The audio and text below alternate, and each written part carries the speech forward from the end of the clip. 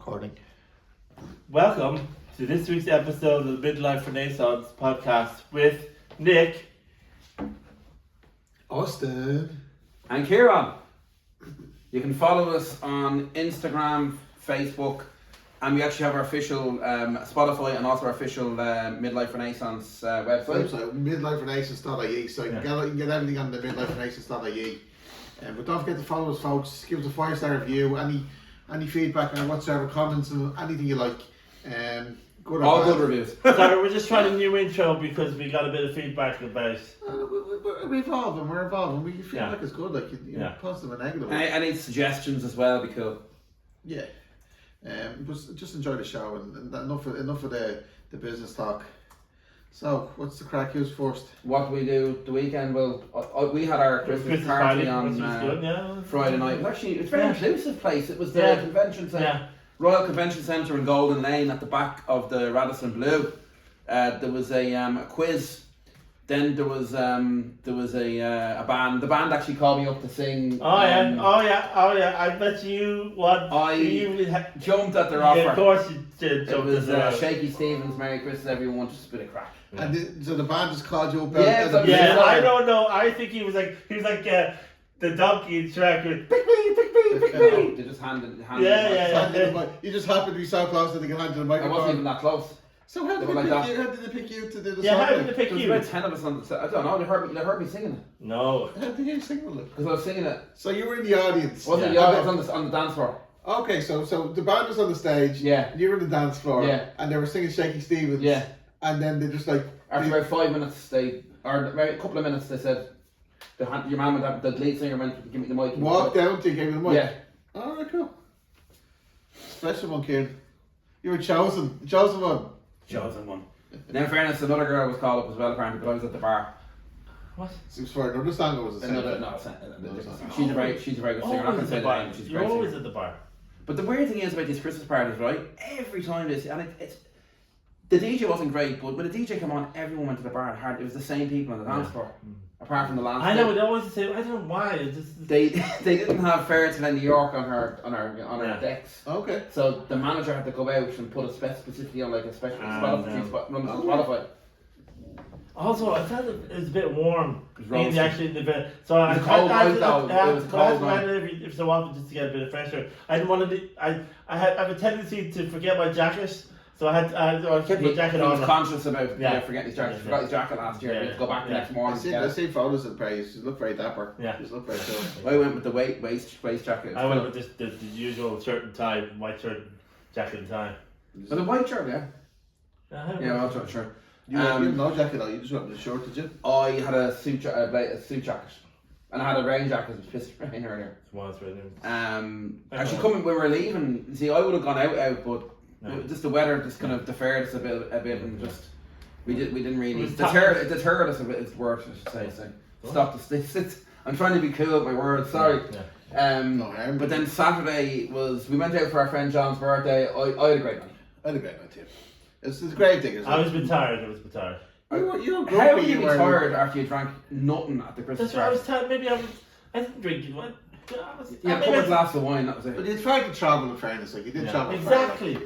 Well, so would I to travel far, like you know, we all had to travel far. Why was it so far We out? made the effort. We made the Yeah, effort. no, if it was more central, it'd be great. Like, but actually, I really like the rave. I think it's a great atmosphere in there, and it doesn't need music or TVs. Yeah, because like it's old school. Everything's wooden. Everything's old. Everything's The decor is class. everything's earthy. Everything just because even you walk in, it's like you're walking into Western with the doors like. You know, the short, what would you call them? The revolving doors. Do you know, it was like something. It was like a showdown or something going through the doors. Yeah, Wasn't it like a Western? You know, a bar. Yeah. That's what I really liked it. I remember and the Guinness went down very easy. But this is the thing. The Guinness actually, when the Guinness makes me really, really drunk, I know it's a good Guinness. Because like when I can have. You're all getting Guinness. What was the story there? Because it's supposed to be the best Guinness Renowned in for its Dublin, great like, Guinness. in the world. I don't. Well, could we not just say it's the best Guinness in the world? No, it's not. Why wouldn't it be the best Guinness? I'd in the argue world? it's probably the best Guinness in Dublin. Yeah, Dublin, the country, like you. Actually, the world, yeah, because Guinness like, outside Guinness Ireland is all exactly, horrible. yeah. Guinness is But made- Johnny Fox's Guinness is actually very nice. I've never had it. Yeah. It looked a bit like Johnny Fox's. But what's so big about Johnny Fox's? Like you compared to like the Grave Diggers, like why Johnny Fox's like Just good band on it. Okay, so this is the thing we're talking. So when I said like I gave a slip, like basically, you know, I said the Gravediggers was 9 out of 10 for Guinness. Yeah. And I kind of said what it's missing for me was a nice woman by my arm, and kind of like the romantic kind of Guinness, like where it's like the best Guinness ever, where you're sitting there with your loved one, your soulmate, and like, you know. And it has a fire and all. Has a fire, yes. So that was why I didn't give it a 10 out of 10. But in fairness to the actual Guinness, like the Guinness itself was hands down the best I've tasted in a long time. So in that sense, But Johnny Fox is just different. It's out of the way, but at the same time, there's a good buzz about the place. It's very touristy. The food's lovely. Yeah. The food's really, really nice. You like Johnny's, don't you? Yeah, I thought it was it. Yeah. We did it last year. We're going to probably do it again the new year at some stage as well. That'd be nice. I'm trying to think. Yeah, Saturday. Yeah, that was it. Well, that was actually Saturday night. But the Saturday morning, I was up very early. I brought my kids to jiu-jitsu. They all got graded. They all got stripes. Very good. Some little warrior kids, they're all like, you know, they're doing awesome, like Competing against one another. No, but they were. You know what? Steve got a stripe in his belt, and I'm like delighted for the kid, like, because he's like, who? Theo. Sorry. So like, I thought you said Steve as well. Yeah. Do you know what? I'm trying to pronounce my words, and what's the word? Elocution. I did. Someone said to me I need to go to elocution lessons, but they're probably right, because either I speak too fast. You definitely speak too fast. True. Well, this is the Midlife Renaissance. You know, this podcast. We're all evolving and we're all leveling up. What's with the hands? Because that's how I take. That's how I take life. And you know, my mum was criticising me on Saturday when we. You say you talk too fast. What's it? No, she was saying we're incoherent because like we're talking. Because like we get too excited talking about topics. Like we don't qualify our statements and stuff like that. Say for example, the video like for the Instagram, like we're saying we can't say. I said so they can't say it anymore. So like, what I meant was I'm not allowed to say yo yo yo anymore for the intro because we just because we're not supposed to say that. Yeah, but why not? Like. Because I really enjoyed saying that. Well, let someone else take the reins. Like you did today. Okay, pardon me. So, but what I'm saying, I'm trying to qualify the statements I made, and you know, we're evolving. Yeah. But you know, we're all trying to communication, storytelling. So, what's the rap, the kind of Spotify rap, like this? What our it didn't work for me when I clicked it. No, but it's Spotify rap said we're storytellers, like and stuff. You know, that's our kind of identity in that sense. Yes. Storytelling. So yes. We're working on this. So right, better storytelling. Let's move on and talk about the main topic this week. What do you want to start with, Nick? Actually, do you want to Golden Globes? Or do you want to start Superman? We want to talk about the toy show. Not really. No, not really. No. Sorry, the toy show was on. None of us watched it. I think I watched highlights, but come on, we're getting it. Like it's the same. Yeah, it is again.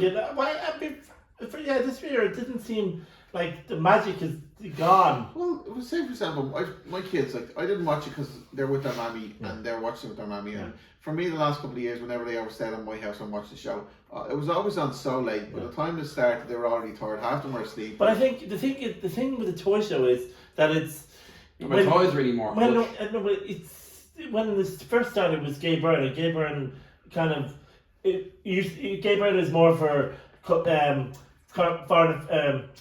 affairs, so it's more. It was a change for him. Yeah. Whereas it's out of his comfort zone. Yeah. Whereas surely it just suits Keelty. Yeah, but that's the thing. It does suit. That's why it doesn't seem to work. Because it doesn't have that kind of that edge where it's like, oh look, he's making a mistake and he's a dickhead or something. But like, the thing with Gay Byrne and Pat Kenny is they didn't know about the toys, whereas.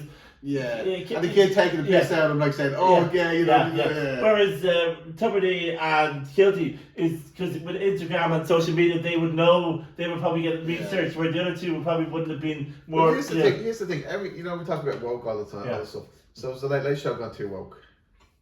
I don't really watch it anymore. It's different. It's more artsy now, as being political. Say political. So they have like kids on. They have they have disabilities. But there was no. And I saw a few clips and just a recap. And it was normally they have kind of the stories are a bit emotional, but there was no emotion. There was no one. Yeah, because I remember they had with Robbie Keane on one stage. I didn't see any celebrities actually on. Yeah, they had Ed Sheeran one day. Oh yeah, Ed Sheeran. And what's it? Did have an astronaut on? I don't know. Oh, Sorry. your No, man, yeah, like, not, is it- a woman astronaut. Oh, yeah. no, but what's your man did? Giants. You know, I think Giants. Giants. Demi Kennedy. Dermot Kennedy. Dermot Kennedy on it 1 year. Yeah, that was it. Yeah. Yeah. No. I asked my daughter and she said it was good. Like it was a Home Alone show or whatever, and they said first half was good. Yeah. But then the second half was a bit. Yeah. They seem to break out of songs. Actually, no. Last year they had they were doing Matilda, and the star of the movie Matilda, she came out at the end to surprise them, which was kind of nice. Yeah, but I went to bed. I didn't even watch it. So. No, But it's repeated anyway on Sundays. Right. Well, actually Saturday and Sunday sometimes. Yeah. Yeah. it doesn't see. It doesn't The have world- the the magic. because the world's change has evolved since the years since the word children. Yeah. Like toy. It's not really about toys. It's more about technology. Yeah. Yeah. Well, maybe it's just not on our radar. Like do we need to watch the Toy Show? Like, No. Maybe like I like the Late Late Show. I can watch it. Like I like people have to be honest sometimes, and it's good. I love the interviews, getting the kind of the insights to the stars and all. Like I like that sometimes, but Toy Show. Next. What do you want to talk about? Superman or start out the Golden Globes? We'll go Superman. Right. Soon. Yeah, we're going to talk about the evolution of Superman. So Superman has gone through many people have played Superman. So George Reeves was the first one. That was the 40s. That was the 40s. But it was Sorry. no, but I mean but that wasn't. I really didn't do much research on that one, so I don't really know much. He was this guy. He was on TV, and I think. So the evolution of Superman, it started off when Superman was first born, you might as well say the comic, right? Yeah. The hero of 1939 actually. 1939. It was developed in the comic book. Yeah. And then there was developed the TV. Actually, probably 1950s. Sorry, 1950s. And what's Superman? What's the symbol of Superman? What's it represent? What was the Hope. Hope. Hope. But it's like optimism. That's Eternal optimism. his symbol on his chest. I know they say it's the S. They think it's for Superman, but it's actually a symbol on Krypton for hope. Okay. Krypton for but it's also optimism, isn't it? Yeah. Like optimism. Yeah. It never is always optimistic no matter what. Like He's like a guardian angel for them. For them all. Well, no, that's Who's the creator of Superman actually? Oh, That's a good question. Jerry The original.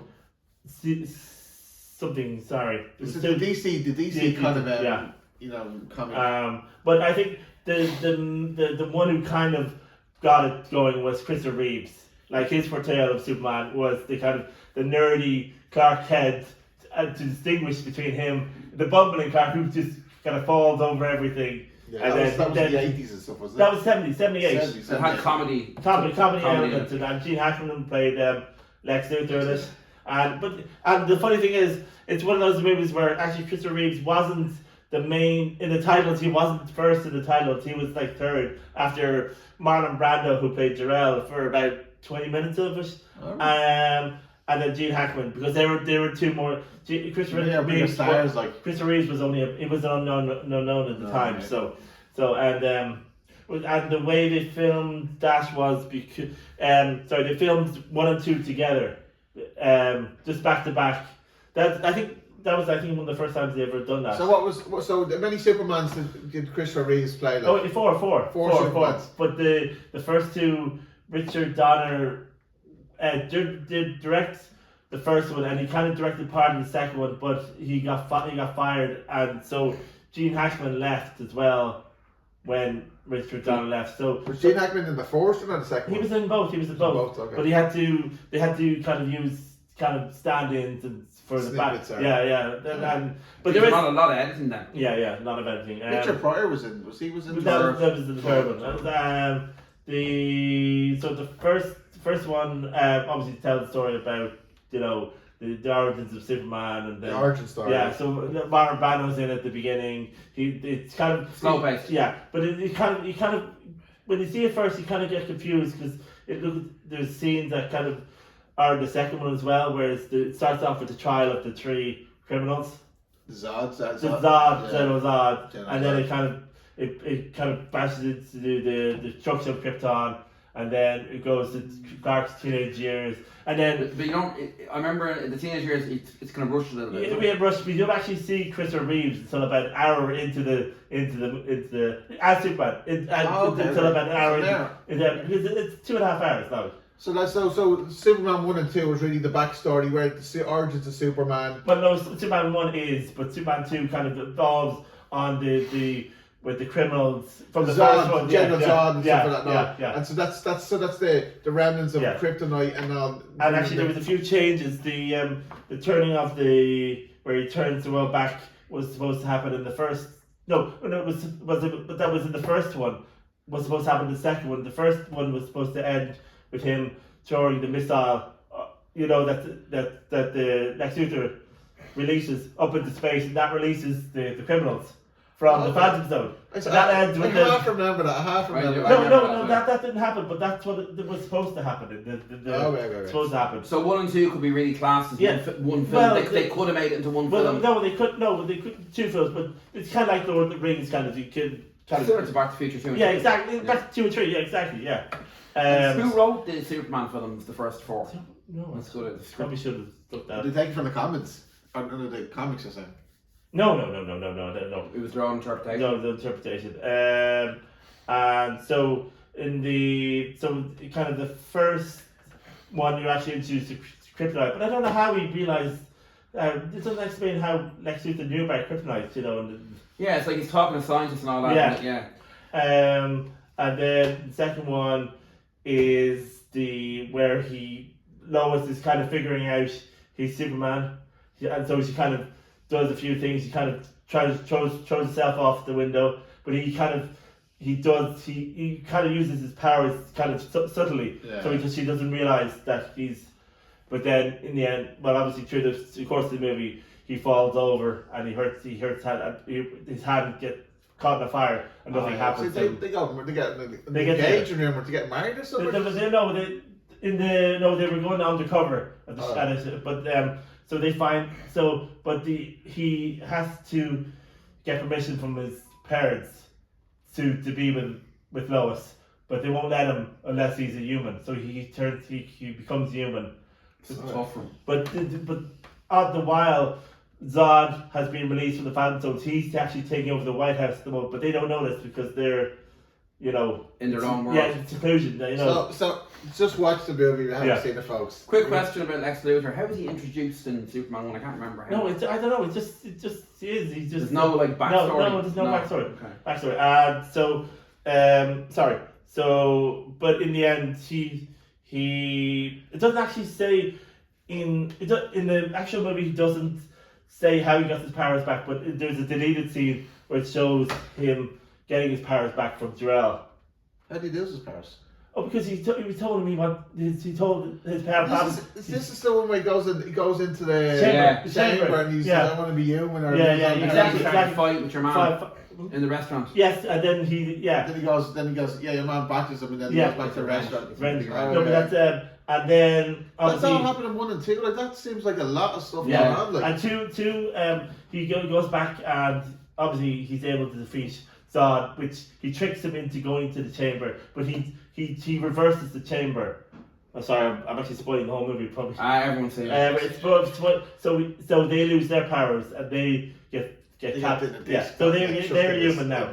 Which do you think superior out of the first 2? 1 or 2 in your opinion? One because it's original. I mean, it's the first one. Would you argue 2 has a bit more villains and kind of just more? I don't know, but I think that's the problem. They focus more on the villains, whereas the human storyline and Superman's identity. Yeah, exactly. But this is lowest name questions. This was in the later stages, like the other movies, like Harry. What was Harry Cavill? No, Henry Cavill. Henry Cavill. That's what the identity in terms of like the conflict Superman has versus human versus Superman powers. But anyway, we'll get that, Nick. Yeah. I think the best Superman I ever seen was Superman 3. Like I love that. What? The one we just saw. No, it's okay. It's only okay. It wasn't great. I mean, no, but the thing was it's not bad though. The thing with that because they brought Richard Pryor out because they thought he was a big star at the time, so that's why they brought Richard Pryor out. He's like big coder and all because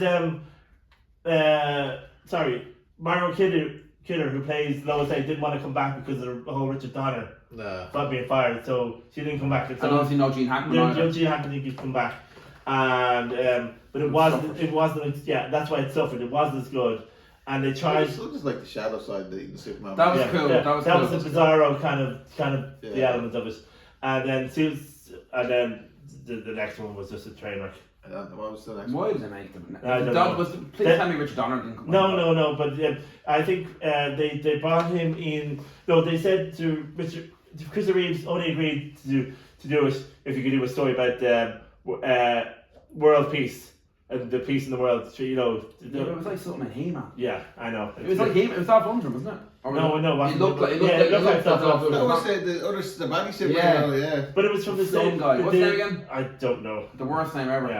Yeah. And Gene Hackman was in there. And actually, who was this? John Cryer, who went on to play another version of Lex Luthor in another kind of series. Actually, that's a cool element of the Superman trilogy, is in the fact that he had to. You see Superman without his powers and as a human being, and like that. You did say the first one was better, but the second one did have that. That was a good story. Yeah. And kind of, you know, Superman having to deal with all that. And the second one I thought was pretty cool. Yeah, it was more reliable and stuff. Yeah. Like, But the third one was okay, not bad. Yeah. The third one. Yeah. But the fourth one, I actually can't even remember the fourth one much. So they took a break for a while, and now Warner Brothers developed a TV series with Terry Hatcher and Dean Cain. They sold it as a romantic comedy, so it was a romantic comedy between the relationship between Lois Clark and obviously Lex Luthor in the first season. Some good episodes. Good episodes. So the first season, that obviously was setting him up and dark. There was no kind of until the second season. She didn't actually suspect it until about the second season. End of the second. About the end of the second season. So not the cliche storylines though. Yeah, there was a few like say Lex Luthor was only in one season, but there was other kind of characters. What do you think of Dean Cain as a Superman? Yeah, I thought he was good. Yeah, I thought he was good as well. And Terry Hatcher, they had a great chemistry, I thought. He doesn't get mentioned much in the kind of. I know he doesn't. He was in I actually met him at Comic-Con 1 year ago. He's a good lad. What was your favourite kind of ongoing storyline theme in the Superman and that series? I know. I like the story where they went back in time, or with H.G. Wells. H.G. Wells, yeah. He had the time machine, and the one with Tempest where he was able to go back in past or go to alternate universes and stuff like that. At times there was probably too much comedy in it, and too many monster of the week villains. Although there was Intergang were pretty cool actually. Yes, exactly. And they actually had a different version of Zod, but he was called Lord Nor in the season 4. End of 3, early 4. Yeah, the beginning of season 4, where he was kind of a Kryptonian who wanted to rule over. They actually found a new planet called New Krypton, and he wanted to rule, but he couldn't because Clark was the ruler, and his marriage to another Kryptonian, Lara, played by Justin Bateman, who was in Family Ties. And a tough scene is when Mason Drake gets killed by Intergang when she goes in, her car explodes. Season 2, I think. Yes, that was before. That was before. That was actually Lois Clark's first date. And then there was kind of a rough road because Lois lost her memory. She got her memory back. There was clones. Then it became too repetitive storylines. And then they finally got married. But then I think kind of that's where they kind of went a bit downhill. And then what do you think of the development of the characters? And they replaced Jimmy Olsen. From the first and second season, and obviously Lex Luthor was. Is the reason why? I don't know. I think he felt like similar to Dean Cain, and that was the reason. He looked like shorter. Yeah. And so I think after they got married, that's when it went downhill, because I think they liked the chemistry between the two, but as not married. Who created that series? That's a good one. Jane something, isn't it? No, it was one of the ladies. I should have done a bit more research. It's okay. No, but they don't mention it. So in all the links you sent me, they don't mention like that's it.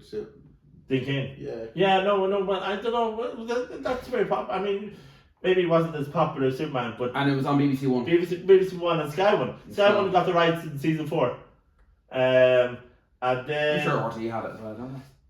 And then they went back to the origins with Smallville in 2001. Yeah, Smallville was really good work. It was brilliant. That was awesome. Yeah. But so it started off with Clark at the beginning, so only learning about his powers, and not really. But in the first episode, there's an instance where Lex Luthor runs him over, and Clark is saving him, and he doesn't know, and he's trying. In all the first season, Lex is trying to figure out how he survived and how. He keeps on thinking. Lex Luthor is trying to try. I love that he's trying to basically get to the bottom of how the hell he survived that, and he knows there's something up. And I know you're going a bit further, but is there an episode where he cops on that he is Superman, or has powers?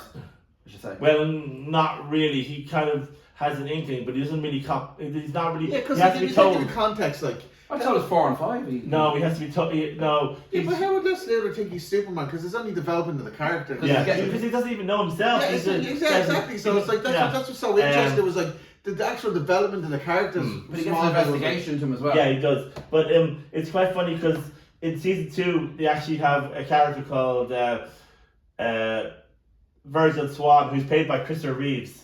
So Christopher Reeves is actually in the season 2 of Smallville, but obviously this is after he's had the accident. This is I did find 2 characters quite weak in Smallville. Didn't like Pete. Yeah, well, he was only in it for 2 seasons. Yeah, I didn't like Lana Lang. Yeah, well, she kind of. She's a good looking chick. She's good looking, but no development to her. Like, you know? Sorry. So that was the first of many old people like that had been in film and stuff. Season 4 introduced Lois Lane into it. Yeah, she's very nice. Yeah, she's hot. Yeah, Erica. She's the best Lois Lane. Well, I don't know. Terry Hatcher. But actually, you can't really judge Lois Lane in Smallville because she doesn't become part of the plan later seasons. Well, yeah. How many seasons? 11? Or 10. But also another actor who does the voice. He does the voice of Jor-El is Terrence Stamp, who played the villain Zod in Superman 2. So his voice is used as through the course of the movies. Who else? Margot Kidder, who plays Lois in the movies, she comes into it in season 4 as well as an associate of Christopher Reeves' character in season 4. So they introduce kind of different backstories to like the Flash and the Arrow, and there's an episode where Flash comes into it in season 4. Yeah, but he's called Bart Allen in it. It's kind of was that to your rights? Yeah, I think so. Yeah. Sorry. And does Flash come back into it? He does, yeah, from one episode. And then they bring a different version of the Arrow into it. Green Arrow. There's actually a very good episode where I can't remember off the top of my head the episode, but I remember there's a boy in hospital and he's very good close friends with Clark. Yeah, he has psychic powers. And he's reading the comic. Yeah. And it basically, in the comic, it predicts one will go against one another. Yes, exactly. And that's the first time you see that Lex and Superman will become enemies in the future. That's really cool. I think the Lex character development, because brilliant. It was like. Because he was started off as such a good. He did. But there was a lot of things happening to him. And I think Clark wanted him to be good. He wanted to be friend, but this is what was so brilliant. Lex's father and help. Yeah, exactly. Like Lex was like from destined to be. But the thing with this one is Lex became more evil, whereas Lionel became more good. Was that because of the whole? He was possessed by Jor-El's knowledge, and so he became good that way. Yeah. But this is the thing. Like this is what's Superman was always good. Like he was always going to be good. And then Lex was always going to be. He was a villain, but was a good. He started off good. He developed his body, and I think that was the first. But he started off conflicted a bit. It was the first where they were best friends. The first 3 seasons, and then towards at the beginning of season 5, that's when it kind of changed, and that's where it kind of got a bit. How did it change? Lex becoming more selfish? Well, and Clark realised that he was filming him all the time, trying to figure out he was trying to figure out what the superpowers were. There's a really good episode in 4. Back then, it seemed to be like every couple of weeks they used to swap bodies between Lex. And it was the villain of the week is usually what they were. I'm sorry, Lionel and Clark swap bodies. How did that work? With the inmate, was it? Yeah, it was there was a crystal that Clark needed to form the fortress in season 4. So Jor-El gave him a mission to get all these crystals so he can form the fortress. But through the course of That was like, Superman's dad was good, like he was wise. But the thing was, I think Drell was felt that he was a bit misunderstood. But Clark thought he was sent to the world to conquer, but it was basically to save humanity from extinction. Like he didn't want, basically Drell didn't want Krypton, or didn't want the Earth to be like Krypton. So Krypton was annihilated because he was a scientist at Krypton. He didn't want Earth to suffer the same fate. So season 5, the 100 episodes actually did something like they killed Jonathan because Superman, but basically his heart, because he was running for senator, but it obviously didn't agree, and because of and because Clark reversed time, because to try to save Lana the first time. So that was the first time, but he couldn't do it again. So he did, and wasn't Lex trying to buy the farm at one stage, putting terrible stress on Jonathan? Yeah, and Martha. No, he did just to save them. Okay. But so Jarrell said it could only happen once. He would only turn the world once, and he gave him a warning at the beginning of season 5 because he became human. Clark became human at the beginning of season 5, but he died in one of the episodes. But Jarrell brought him back to life, but he said it was a condition. He had to be brought back to life, but he said that there would be a price to be paid, and that was Jonathan dying. In your opinion, when does Smallville reach its peak, as in the best season? Well, no, it gradually got darker. About season 8, that's when it got darker. They kind of that's when actually Lex left. Lex Luthor left. Once Michael Rosenbaum, the actor, left. Yeah, they probably wasn't that good. No, it was. I think it was good because they changed executive producers as well. So it was a new kind of team that came in, and it focused more on Clark and Lois at that stage. It did. I remember the last couple of seasons. Yeah. E4, it was on. It was E4, yeah, and RT2. And RT2. But the thing is, it was on RT like at 3 o'clock in the morning. So that kind of RT schedule. Yeah. Absolutely great. Yeah, it is. Anyway, we'll move on. Will we move on from Smallville now, or you want to talk more? It's just a bit finish off. So anyway, so season 8 is when he kind of got into his training, and they kind of developed. He started working Daily Planet. Yeah. You okay? What did you think of the actor that played that Superman? Would you write? Oh, Tom Welling, yeah, no, he was good. Although I think he looked like a 16-year-old. Yeah, he was 24 at the time. He's playing the 15-year-old, which was a bit. Pretty boy. I think they had a good team.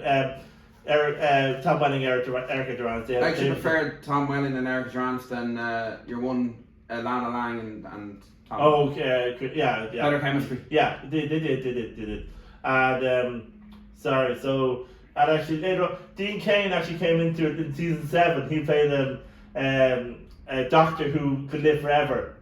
So. But that's what Smallville. They always did the different characters. Yeah. They had the different. Yeah. It was very. Yeah. But it was so much more deeper and so much. It was. It was like when you think from what it was darker. It was darker. No, but it had a much more bigger world of history of character development and kind of storylines. Smallville. Yeah, it can explore more than actually explore more than Lois and Clark. Yeah, it was very deep and kind of like when. Did you? I think it is. Yeah.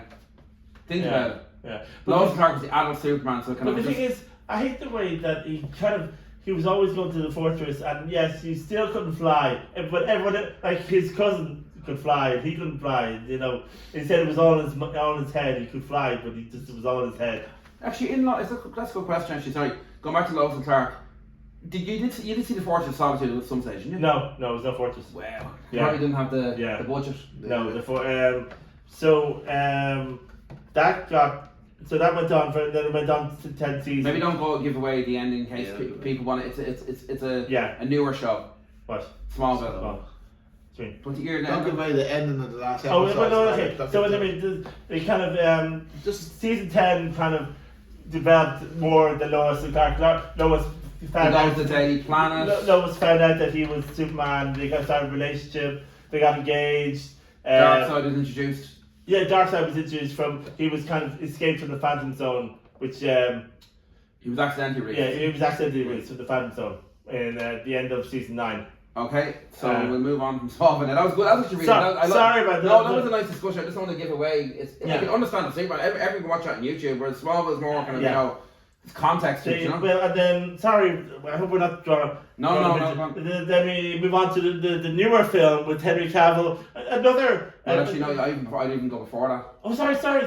Kate Bosworth, they came back to Brandon Routh, and yeah, I'm surprised they I hated it. Yeah, sorry, yes. Did you say? Bryan Singer created the Superman Returns. Yeah, Superman Returns. Kevin Spacey played. Lex Luthor. Brandon Routh, who looked exactly like. I think his casting was genius because he looked a bit like Christopher Reeves and Kate Bosworth, but the storyline was a bit terrible. It was 4 years later. After it was basically a continuation of the Superman 2. So it was 4 years later. Superman went traveling because he heard signs that his planet might survive. Didn't. So he came back to a different world where Lois Lane has a 4 or 5 year old kid. So with and I like Kevin Spacey as an actor, yeah. but Jesus Christ, I didn't like him as Lex Luthor at all. It was too forced, too comedic. Yeah. I laughed every time he was on screen. The acting was terrible. Yeah. Not really much to say about that. No, 2006. For the next part, actually, we might talk about still Superman, but not instead of going to individual films, maybe we'd go with the two, which was Superman Returns. Sorry, Superman, Man of Steel, and Batman vs Superman, which came after, wasn't it? Yeah, Man of Steel was the reinvention of the. I liked Man of Steel. I saw it in Edinburgh actually. Henry Cavill. Yeah, I saw it in Edinburgh. We went to Edinburgh and he could use my cinema card over there. It was deadly. And there was Amy Adams as well, and actually Amy Adams was in an episode of Smallville back in season 1 as well. So that was another homage. Who'd she play again? I know she was a girl who kind of she had a kryptonite smoothie and it made her lose weight and stuff. Oh, I do remember, yeah. That's the kind of homage. But I liked Man of Steel. I did like the build. The build up was very cool in it. Which do you mean? You see him as a child, and it doesn't go too slowly. Do you know what I mean? I think from what I'm getting is he was the only one who was born from birth. He was the only one he had real parents. The other ones were all kind of superheroes, like. No, but the other ones were kind of because Russell Crowe, who played Jor-El, he was a scientist, and so I think the other people on Krypton were all kind of. And Michael Shannon did a great job. Michael Shannon was odd, but I think great actor. As I say, they weren't all, what's the word for it? Oh, genetically modified. Modified, yeah. They were all genetic, whereas Clark was. That did well in this. Yeah, it did well. Although Henry Cavill, I don't know, he just felt a bit. Yeah. He was too manly.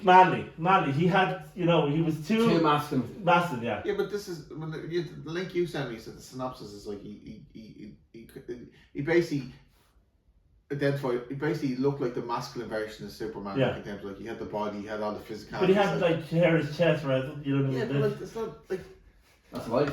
Sorry. I liked it. I didn't like the last half an hour, but the last half an hour. But I think became like a CGI. But the thing, there was a kind of a scene at the end where Clark and they're in a fight and he's holding him, and the only way to, because Superman doesn't kill, he doesn't like killing, but unfortunately he had to. Batman doesn't like killing either.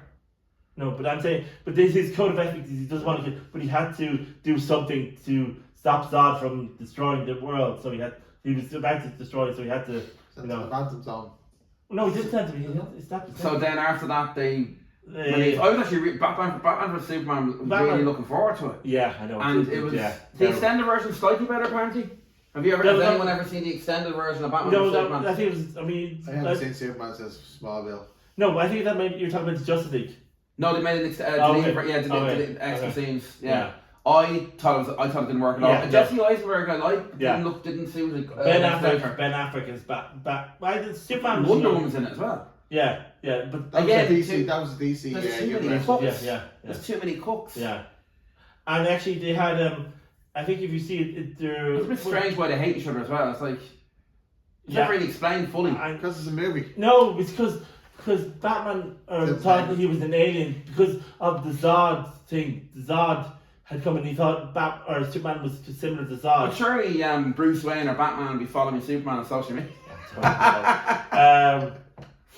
Sorry. Not much to say about Batman or Superman. There's some good scenes, fight scenes, the dream sequence is pretty good. Yeah. Sorry. Oh yes, they kind of changed the Jimmy character. Jimmy was Jenny in it. Jimmy was Jenny in the. Why did it sex change?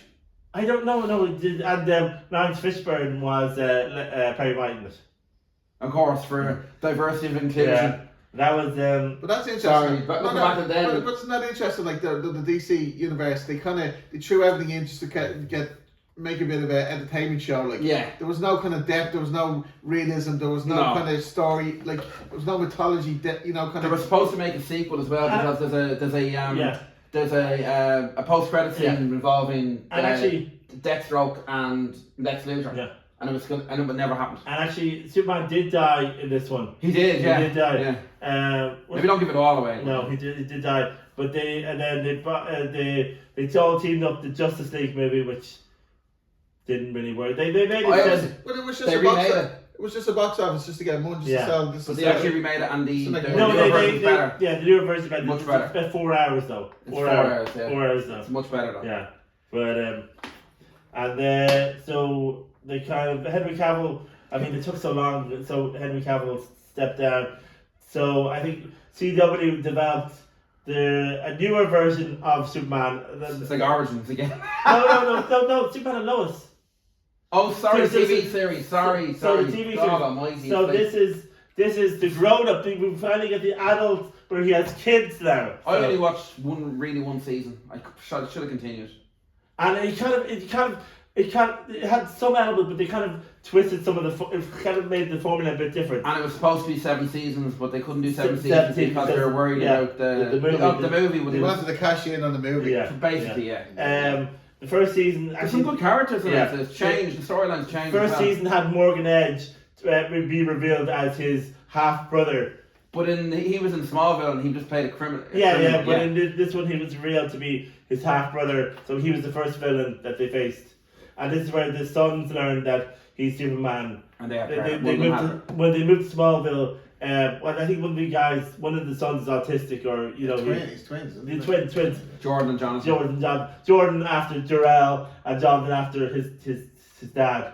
And I mean, did you find any weakness in the 4 seasons overall?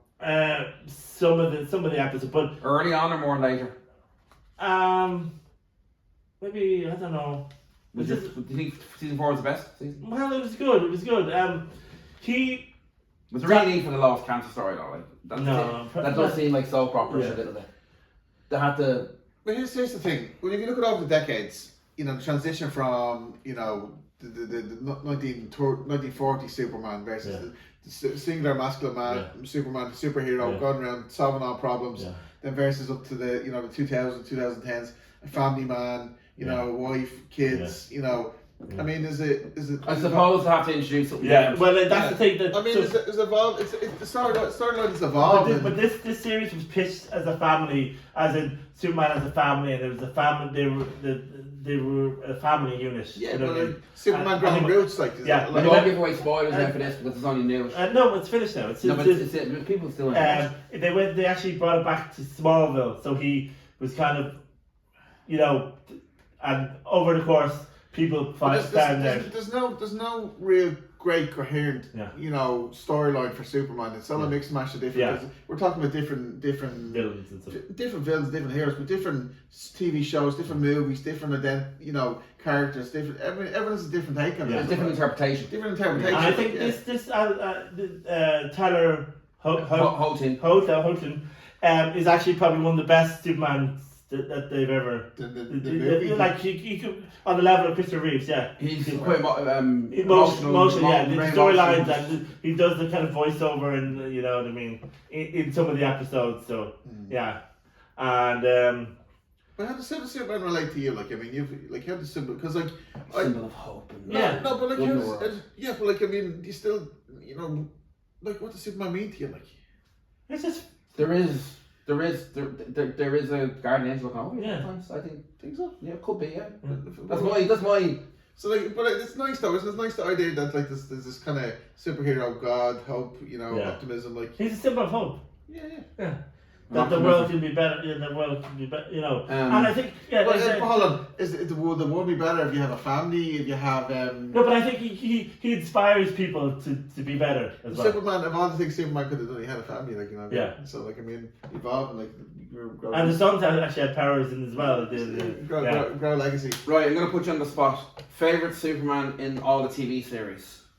I don't know because they're all. Come on now, Nick. You watch. Well, Christopher Reeves is good, but I think. No, TV series. He's not on TV. Oh, sorry.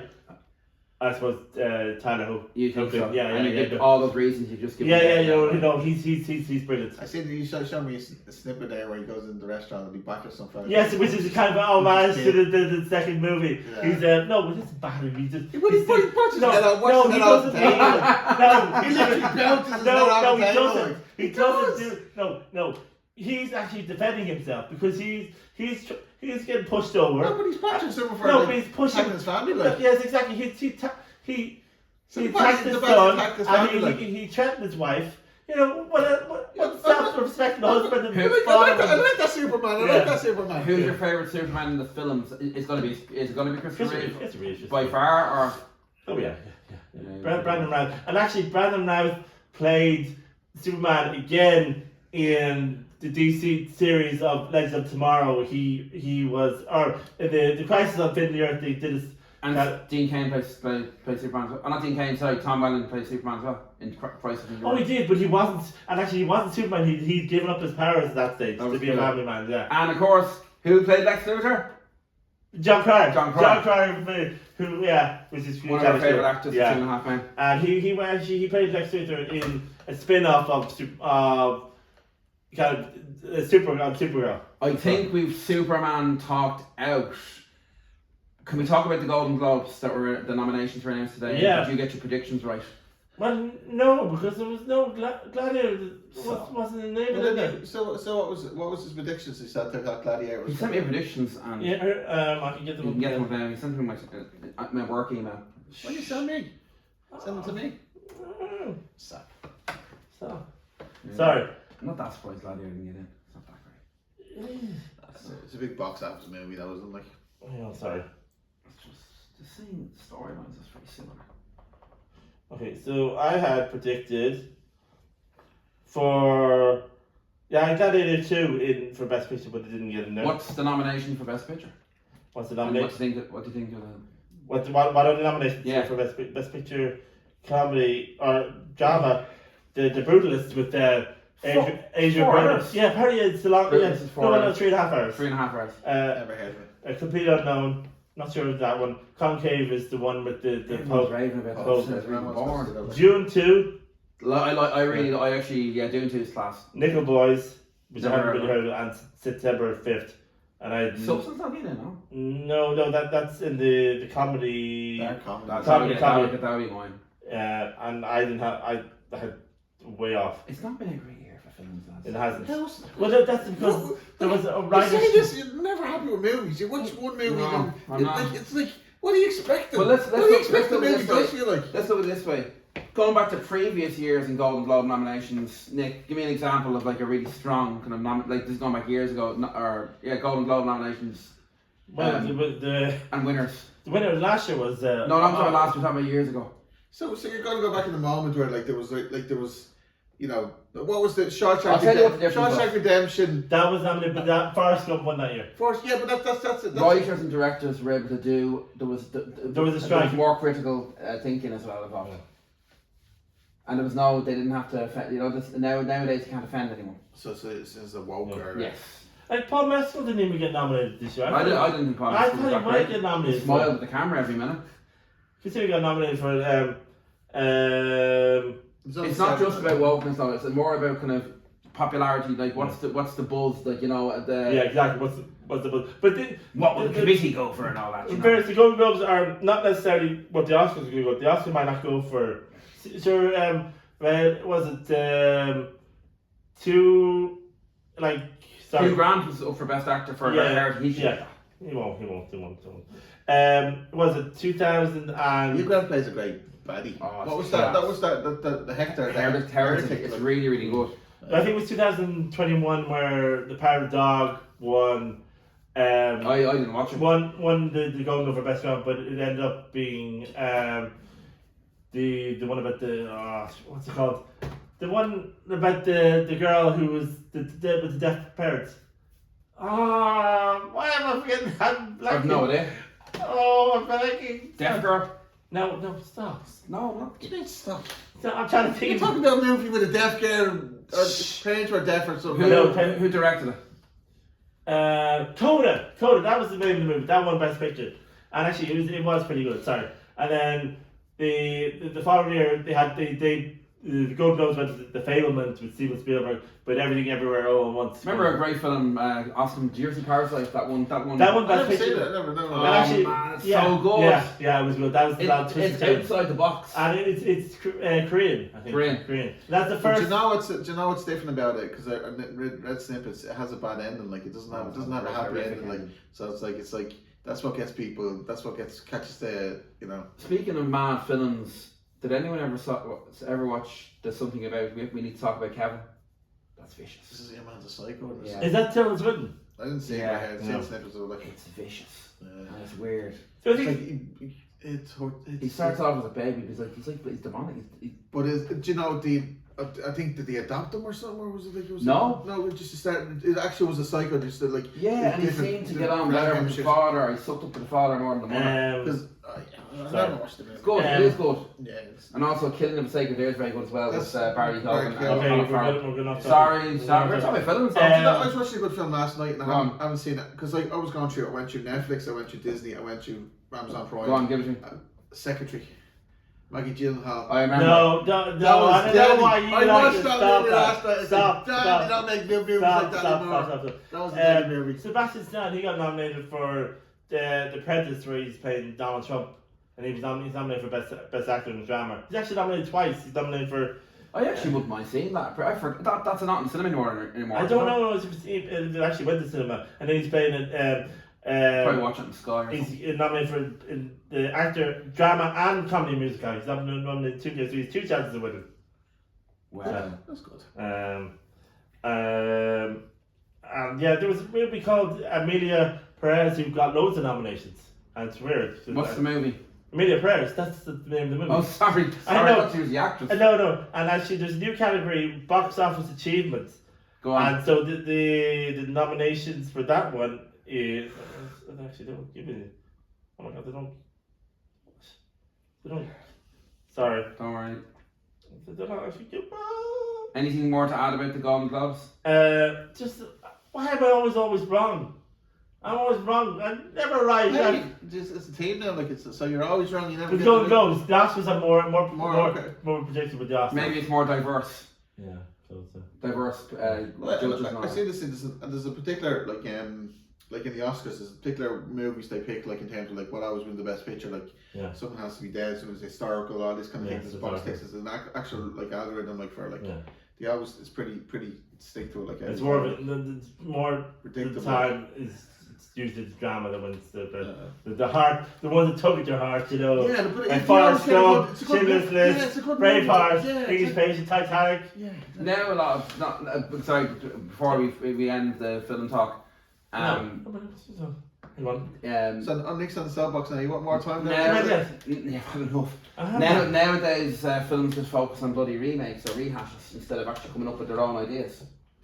I can't find that I like anymore. No. The last movie I went to see is Substance. I like I know. I was gonna say Substance that, is good but because it's different. Substance it was a mind fuck and it was good. It was different. And I'd recommend Heretic. I just think the Hugh Grant's brilliant in it. Yeah. It's not perfect though. But do you know what? It's a bit. That'd be a bit like that's just fucking. You don't need to go to cinema to watch at home. Yeah, it's a bit sadistic. Like It's very sadistic. Testing your own how far you go to test your own fate and all that. That's cool. So we'll wrap up the film talk and we're going to discuss. We're not talking. We're going to discuss the Premier League. But also after that, we're going to discuss what's happening this coming week with the things people are doing like the carols and all that. That's it. Snooze fest. Nick, you're in it. You're in it. We're talking about the football over the weekend. Not a huge amount of surprises. Well, actually, would you call Forest beating United at Old Trafford a surprise? Not anymore. I said Forest would beat the 3-1. You said 3-1. 3-2. My God, every time Forest attacked, it looked like scoring. Do you know that? Yeah, was that like because Forest are good? Okay, No, United they cut through United's midfield. There was no. Ruben Amorim was supposed to have a pressing team. He's only in the door. But Jesus Christ, the players have stood off for every time Forest attacked. It looks like they score every time. Yeah. It's going to take them 2 transfer windows, but also it's not even that, Austin. I think it's get the right players in. No point going out spending loads if you don't get the right players in. Look, I think United are just in limbo. They're not going to get better anytime soon. And there's no quick fix. Here's how bad United are. United chased months for their sporting director, Dan Ashworth. Yeah. They went to court and all that to try and get this done. Sacked him after 5 months. Yeah. He had a sporting disagreements and all that bullshit. You were saying your man that Radcliffe was like making all decisions and stuff. And Barada and Oscar Barada. Or something, and David Bracefield will be like another director. So Chelsea had the same problem at our club as well. Too many cooks. You seem to have stabilised a bit more. Like, We stabilised a bit more. At least your team is performing. Like. Yeah, like we're gonna get on to Chelsea in a minute now. But that was the Sunday match. Saturday match again started off with what was it, 12:30 kickoff? Oh, it was called off because of Storm Barra. I was looking forward to that match. I'm with you, I think it's a conspiracy. Go on, give me a conspiracy. No, because they need a rest. Like they're just trying to rest the players, like and stuff like that. So it's okay for a team just to say we're tired and you can cancel the match. No, I just think it's favouritism. Like look at it in the match like against Newcastle. The referee called the game. Basically, Newcastle were on the break. Yeah. And they were like, when does the referee ever? Now, in fairness, when I first saw that, I said the same thing. Then I looked at it again. It was actually 95-15, so it went beyond the 95. Yeah, but the 95 minutes was the minimum they had to play. Yeah, good point. Good point. And Newcastle on the attack. We're on the attack. They're mid-flow on the attack. And when do you ever see a referee blowing up a game when the team's in mid-flow? I never know. It always goes they never over. know. Exactly, like. They could have just let them attack that, yeah.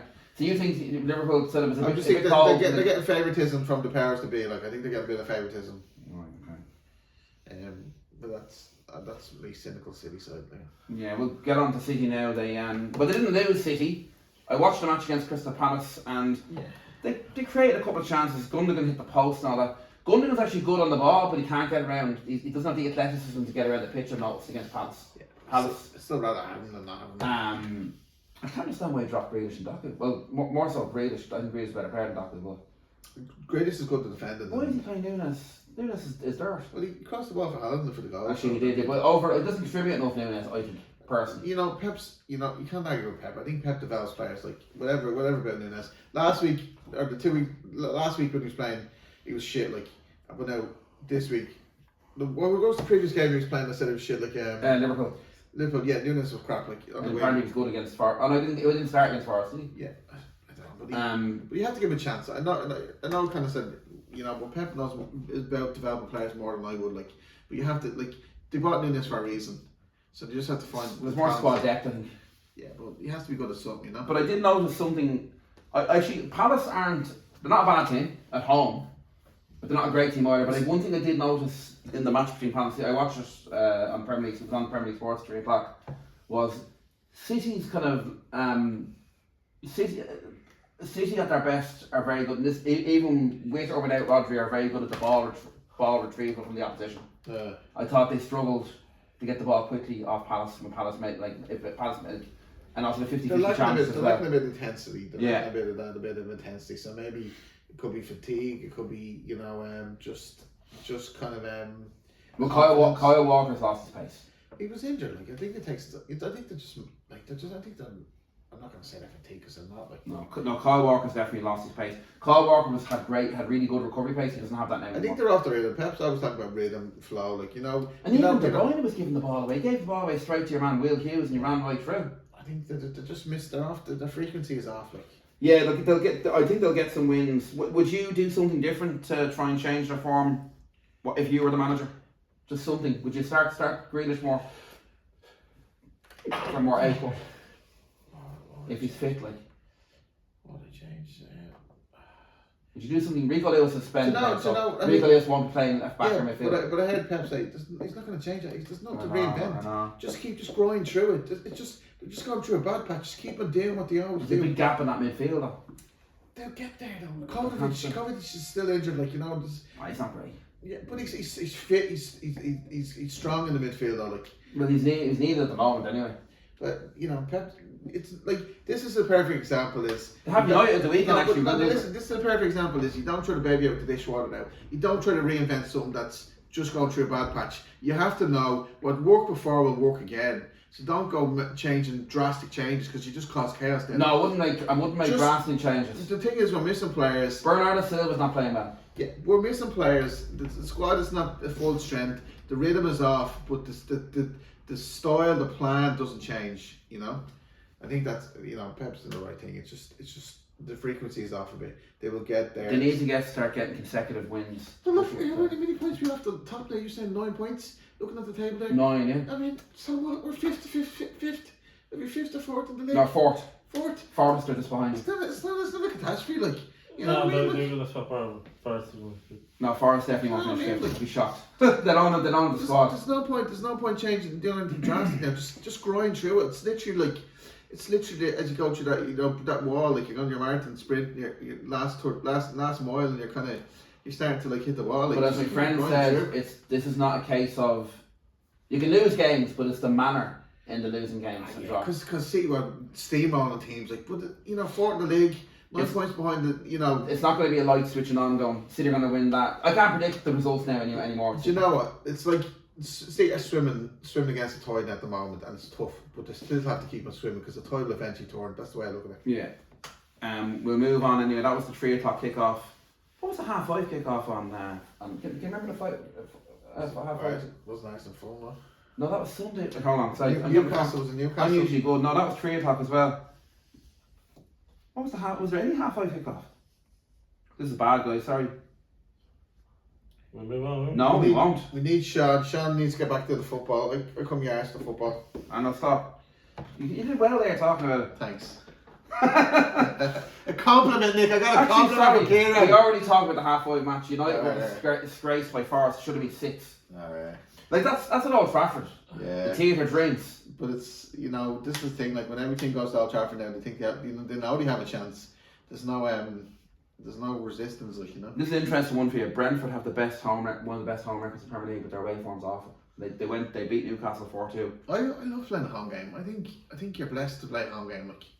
During COVID now, home games didn't matter because there was no atmosphere. Yeah, but that obviously what the point is making is the fans that make the home game. And the fear, you feel imagine being an away team walking into the Etihad, 60,000 fans, giving you a stick, it's fierce.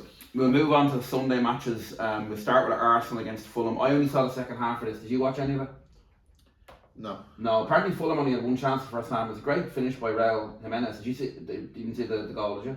They got Arsenal on the break. I went to Wings with the kids. Yeah, I was going to say you're probably looking at your kids. No, I went to Wings, and I go off in tangent, but I had a great time with the kids. Yeah, Fulham were good at home, but that's not a great result for Arsenal now. Arsenal should be winning. Arsenal should be, and now they had a goal ruled out for VAR in the. Jesus Christ, was the 87th minute. He was offside. Martinelli was offside. They were going mad. They were like saying, "Oh, we got a goal ruled offside. We should have won the match. We got a goal. You got a goal ruled offside because it was offside." They didn't do enough to win the match. Declan Rice is a shadow of the player he was last season, in my opinion. Kai Havertz will never be a physical out and out centre forward. Even Gabriel Jesus looks off. Gabriel Jesus and Kai Havertz will get you goals 50% of the time. As you were saying earlier on, Arsenal need an out-and-out striker. Yeah. They need a finisher. Why Arteta didn't do that 2 years ago. But he got Gabriel Jesus from City. There's a reason why City were willing to get rid of Jesus. Yeah. And Sterling can't even get off the bench now at Arsenal. Sterling can't finish. He was a great player back at City time now. He was one of the best. But you know what? They played to in my opinion, they played to Sterling's strengths against City because they had the players around them to basically, it was a fox in the box. Sterling with the finishes. He's good at taking them to the box, but his finishing ladies are being terrible. Yeah, but I actually have a lot of time for the Fulham manager, Marco Silva. I think he's doing a fantastic job. To all the Fulham fans out there. You have to admire teams like that because, I think Thomas Frank's doing a good job at Brentford. But you have to admire fans. Without money as well. Yeah, but they're staying top end, bottom end of the top of the table, they're winning matches, winning and drawing matches every second week, You have to have more teams like that, the resilience. I mean, we're you follow Chelsea, I follow City. you know, we're on the dramatic end of the spectrum. Yeah, like, we've been through it all. Yeah, so you have to respect that football and that kind of that how they play against the top teams, like, you know. There was 2 2 o'clock matches: Ipswich and Bournemouth and Leicester Brighton. Ipswich were 1-0 up until the 85th minute, and Bournemouth scored 2 goals in 3 minutes. I felt heartbroken. That's a sickener. Kicking the balls. But this isn't bad. Leicester Brighton went 2-0 up, and Leicester scored in the 89th minute and the 91st minute. That's Ruud van Nistelrooy, isn't he? He's the manager. Yeah, that's a great comeback for them. The big one at half-4 was Spurs against Chelsea. I actually predicted 3-2. What did you predict? You remember? I can't remember. It was 4-3 Chelsea, and it sounds like a cracker. But Jesus Christ, once Chelsea went 2-0 down, I just saw them scoring. I could see them scoring 4. Yeah. Ange has only one way to play at Spurs. And like, fair play to him, that's his. But you can't do that all the time in the Premier League. You have to adapt. Yeah. He rushed back his centre backs, one got injured after 12 minutes, Christian Romero. And Chelsea, Cucurella, did you hear the story about Cucurella? No. He slipped for both the first 2 Spurs goals, and it turns out his boots were all wrong. So he went mad at the kit man and all that, and he fired his boots at half time, and then he didn't give away the ball ever again in the match. I seen Palmer taking the penalty, and he was like cool as ice. I swear to God. Do you know what? I'm well jealous he's having. I'm well jealous he's having. He did not have a great game. I've seen him have better, but it didn't matter. It's just the arrogance of he appears. He just for Enzo Fernandez since he divorced. This is unbelievable, guys. Enzo Fernandez since he divorced his wife has turned to Frank Lampard goal-scorer midfielder. I was wondering because he was bought for like 125 million, like, so he's supposed to be good or something. You know, Argentina team that won the World Cup. He divorced his wife and now he turns into like a goal-scorer midfielder. Did you see his goal? No. You didn't see Jadon Sancho's goal? No. No, I just seen it was a cracking goal. And then Spurs got a late one there at 3-2 to make it 4-3, and Chelsea are in the title race. I don't think they'll win it because they lack a centre forward. Neville was saying that, or was it like no? Some. Neville said and Carey disagreed. Of course he did, because they're 4 points behind Liverpool. Yeah. Carey is very biased though. He's totally biased. He's not impartial. No, he's like totally Liverpool all the way. Chelsea lack a world-class keeper, world-class centre back. He's doing all right though, friends. So's not here, no. Tell him to come in. No, Okay. We need to wrap up a bit, sorry. No, we'll talk about the predictions for next week. Yeah, sorry, we'll go on now. You got your soapbox. Sorry, the lack of centre back, world class keeper, and a world class striker to win the league, in my opinion. You're not far off. 4 points, Kieran, you know. We're going to move on to predictions now we'll go for Saturday and Sunday, the big matches. So I'm not going to do all the matches. City to beat United. We'll go, that's Sunday's matches, so. Live score now, by the way, did an update, and it doesn't give you the Premier League matches at the start. It goes, okay, we'll go with Arsenal Everton. I'm going to go for, it's a tough match for Arsenal, I think. Is it Everton? Well, maybe Everton home. I'm going for 3-1 Arsenal. You? 2-1 Everton. You're just doing that with spite. Yeah. Liverpool Fulham, I'm going to go for 2-1 Liverpool. You? 1-0 Fulham. Oh wow, you're going. Okay, they're the big matches.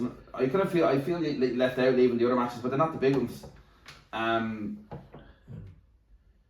Nick is angsty to go. No. In the middle of stuff. City United, I'm going to go for 2-2. 3-2 City. Good man. Chelsea Brentford, I'm going to go for 2-1 Chelsea. That's the 8 o'clock. That's actually a 7 o'clock kickoff. 2-1 Brentford. Yeah. 2-1 Brentford? No. 2-1 maybe. I'm going to go for 2-1 Chelsea. Chelsea at home as well. Alright, I go 2-0. You're going against, let's see how many you got those. Can you remember them? Maybe write them down actually, that'd be cool if you can remember them, no? Write them down. No, just remember I was the opposite of what you said. We're going to talk about what we're going to be doing now for the coming week. Me and Nick have our Christmas carols on Thursday night. We do it every year for charity. Really, really good buzz and good night. So we have rehearsals now tomorrow and Wednesday evening. Yeah. Oh no. And then on Saturday, a couple of us are going to the Christmas markets for changes to something different, you know. Spread a bit of Christmas cheer. Yeah. And then next week we're gonna be a bit more festive. And just a tad. Mince pies and Christmas trees. Christmas trees and maybe Christmas songs and Christmas what our favourite Christmas movies are. Not Die Hard. Well, Die Hard is Christmas not a jumpers and hats and Die everything. Hard's my favourite. Die Hard's not a Christmas movie. Scrooge with Scrooge with Bill Murray. And then obviously Christmas songs, Christmas TV shows, everything Christmassy. It's the most Christmassy episode ever. And again, humbug. and again, any suggestions, reach out to us on Spotify, Facebook, Instagram, and our own website. Midlife Yeah, Nations. this is now Peace out. Midlife Renaissance. Don't forget the midlifenations.ie website. Yeah, Thanks, folks. See you Leave next comments, leave Bye. reviews and feedback.